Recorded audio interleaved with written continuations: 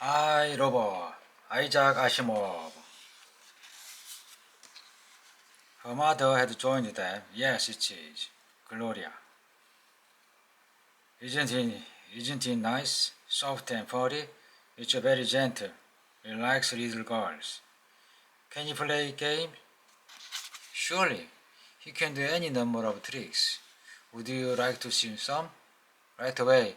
I want Robbie to see him too. Robbie, he stopped uncertainly and frowned. I'll bet he's just staying in his room because he's mad at me for not taking him to the beeswax. We'll have to explain to him, Daddy. He might not believe me, but he knows if you say it is so. Winston's lip grew tighter. He looked toward his wife, but could not catch her eyes. Gloria turned precipitously and ran down the basement step, shouting as he went, Robbie, come and see what Debbie and Mommy brought me. They brought me a dog, Robbie. In a minute, she had returned and frightened the little girl. Mama, Robbie isn't in his room. Where is he? There was no answer, and George Weston coughed and was suddenly extremely interested in a aimlessly drifting cloud. Gloria's voice quivered on a verge of tears. Where's Robbie, Mama? Mr. Weston sat down and drew her daughter gently to her. Don't feel bad, Gloria. Rob has gone away, I think. Gone away? Where? Where's he gone away, Mama? No one knows, darling. He just walked away. We've looked and we've looked and we've looked for him, but we can't find him. You mean he'll never come back again? Her eyes were rounded horror. We may find him soon. We'll keep looking for him. And meanwhile, you can play with your nice new doggy. Look at him. His name is Lightning, and he can. But Gloria's eyes had overflowed. I don't want the nasty dog. I want Robbie. I want you to find me Robbie. Her feeling became too deep for words, and she spluttered into a shrill wail. Mrs. Weston glanced at her husband for help, but he merely shuffled his feet morosely and did not withdraw his ardent stare from the heavens. So she bent to the task of consolation. Why do you cry, Gloria? Robbie was only a Martian, just a nasty old machine. He wasn't alive at all. He was not no machine, screamed Gloria, fiercely and ungrammatically. He was a person just like you and me, and he was my friend. I want him back. Oh, Mama, I want him back.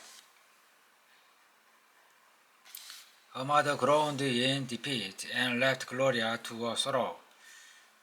Let her have her cry out, she told her husband. Charlie's griefs are never lasting. In a few days, she'll forget the awful Robert ever existed.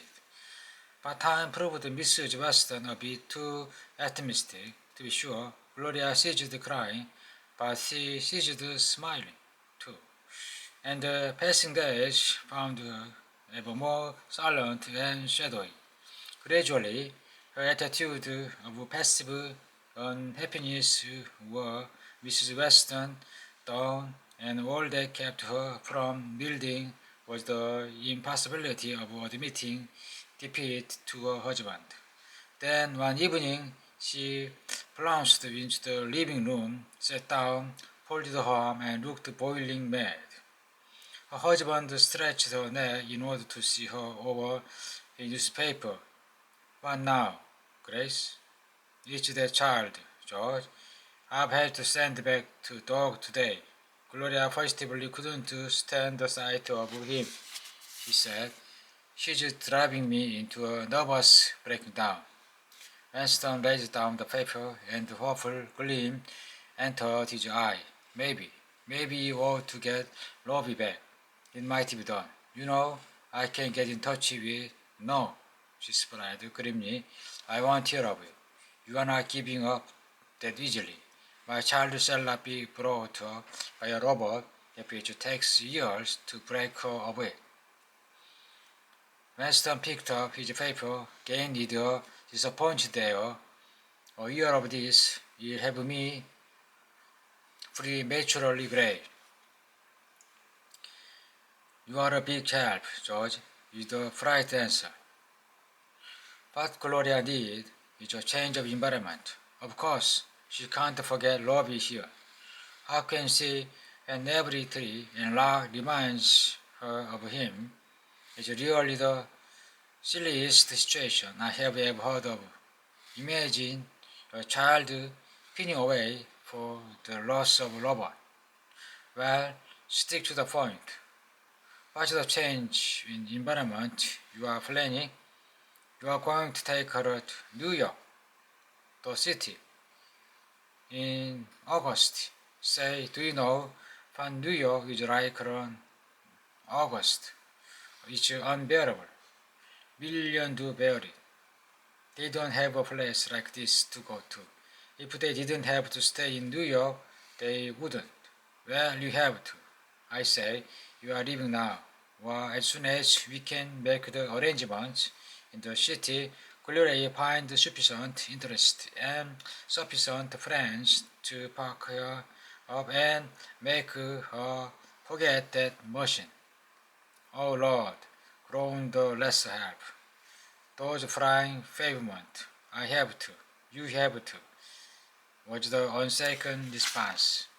Gloria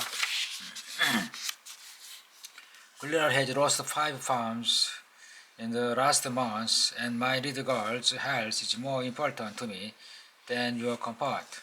It's a pity you didn't think of your little girl's health before you deprived her of a pet robot, he muttered, but to himself. Gloria displayed immediate sign of improvement and told of her impending trip to the city. She spoke little of it, but when little did, it was always with lively anticipation. Again she began to smile and to eat with something to her former appetite. Mrs. Weston hugged herself for joy and lost no opportunity to triumph over her still skeptical husband. You see, George, she helps with the packing like a little angel, and chatters away as if she hadn't a care in the world. It's just as I told you. All you need to do is substitute other interest. Was the skeptical response. I hope so.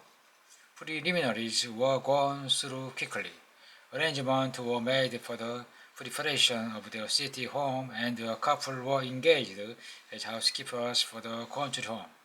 And the day of the trip finally did come, Gloria was all but her old self again, and no mention of Robbie passed her lips at all. In high good humor, the family took a taxi zero to the airport. Weston would have preferred using his own private Giro, but it was only a two-seater with no room for baggage, and entered the waiting liner. Come, Gloria, called Mrs. Weston. I've saved you a seat near a window so you can watch the scenery.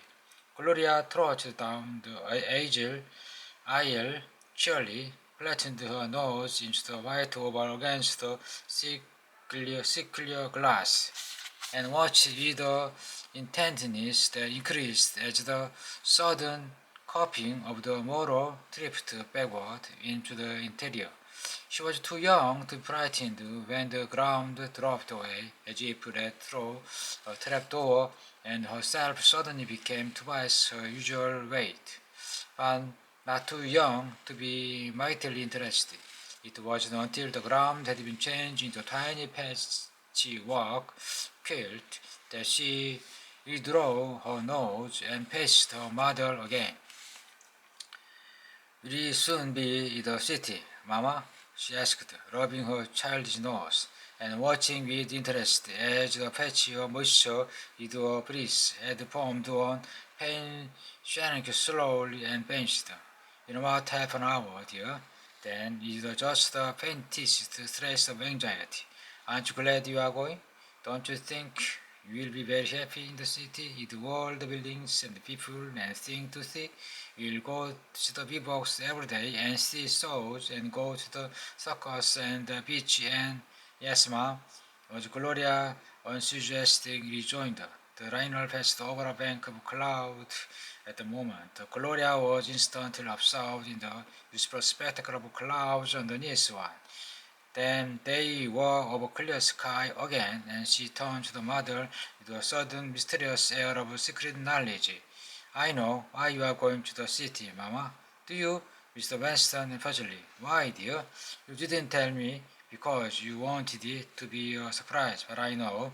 For a moment she was lost in admiration at her own acute penetration, and then she laughed gaily. You are going to New York, so you can find the lobby, aren't you? With detectiveness. The statement caught George Weston in the middle of a drink of water with a disastrous result. There was a sort of a strangled gasp, a gauge of water, and then a bout of a choking cough. When all was over, she stood there, a red-faced, water-drenched, and very, very annoyed person. Mrs. Weston maintained her composure, but when Gloria repeated her question in a more anxiety tone of voice, she found her temper rather bent. Maybe, she retorted tartly, now sit and be still. For heaven's sake. The New York City 1998 AD was a paradise for the sightseer more than ever in its history. Gloria's parents realized this and made the most of it. One direct orders from his wife, George Weston, arranged to have his business take care of itself for a moment or so in order to free to spend the time in what he terms dissipating Gloria to the verge of ruin. Like everything else Weston did, this was gone about in an absent, thorough, and business-like way. Before the months had passed, nothing that could be done had not been done. She was taken to the top of the half-mile tall Roosevelt building to gaze down in awe upon the jagged panorama, the rooftop, and blended far off the field of Long Island and the plains of New Jersey. They visited a zoo, where Gloria stared in delicious fright at the real live lion, rather than disappointed that the keepers fed him raw steaks instead of human beings, as she had expected, and asked instantly and peremptorily to see the whale.